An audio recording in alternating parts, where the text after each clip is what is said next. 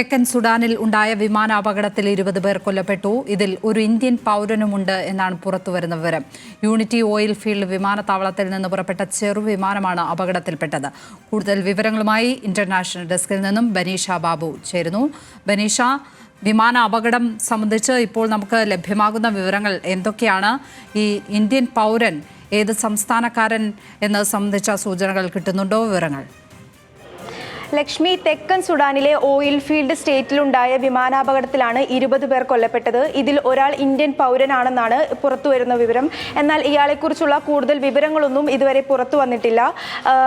അതായത് ഓയിൽ കമ്പനിയിലെ ജീവനക്കാർ സഞ്ചരിച്ചിരുന്ന ഒരു ചെറു വിമാനമാണ് അപകടത്തിൽപ്പെട്ടിരിക്കുന്നത്. ജുബ എന്ന സ്ഥലത്തേക്ക് പോകുകയായിരുന്നു ഈ വിമാനം.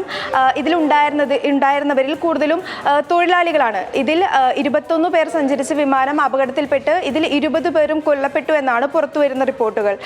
ഇതിൽ 2 ചൈനീസ് പൗരന്മാരും ഉണ്ടെന്നും റിപ്പോർട്ടുകൾ പുറത്തുവരുന്നുണ്ട്. എന്നാൽ അത് അപകടത്തിന്റെ കാരണം എന്നതിനെ സംബന്ധിച്ചുള്ള റിപ്പോർട്ടുകളൊന്നും ഇതുവരെ പുറത്തു വന്നിട്ടില്ല. ലക്ഷ്മി, ബനീഷ ബാബുവാണ് ഇന്റർനാഷണൽ ഡെസ്കിൽ നിന്നും വിവരങ്ങൾ പങ്കുവച്ചത്.